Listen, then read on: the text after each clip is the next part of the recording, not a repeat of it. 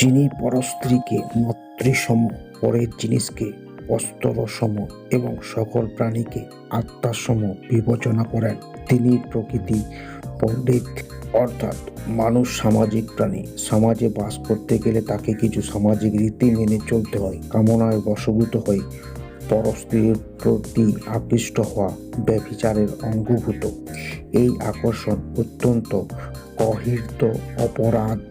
এর ফলে মানুষের সামাজিক বন্ধন নষ্ট হয়, পরস্পরের শত্রুতার সৃষ্টি হয়। কিন্তু পরস্ত্রীকে যদি নিজের মায়ের মতো মনে করা হয়, তাহলে তার প্রতি শ্রদ্ধা জন্মায়। যারা প্রকৃতিজ্ঞানী তারাই তাদের সদ্বুদ্ধি বলে পরস্ত্রীকে মাতৃসম মনে করে, ফলে তাদের ব্যবহারে কোনো কালিমা লিপ্ত হয় না।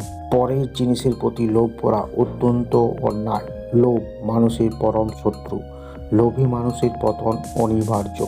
যারা প্রকৃতি জ্ঞানী তারা কিন্তু অন্য দ্রব্যকে মাটির খেলার মতোই তুচ্ছ জ্ঞান করে, ফলে পরের দ্রব্যর প্রতি তাদের কোনো মোহ জন্মায় না। সকল প্রাণীতে আত্মার জ্ঞান যথার্থ জ্ঞানীর লক্ষণ। সকল প্রাণীর সুখেই আত্মার সুখ এবং অন্যের দুঃখে আত্মাসুখ বলে মনে করলে মানুষে ভেদাভেদ দূরীভূত হয়ে এক সাম্যবোধের সৃষ্টি হয়। ফলে মানুষ আত্মার পর ভেদ ভুলে সকলেই নিজের মনে করতে পারে।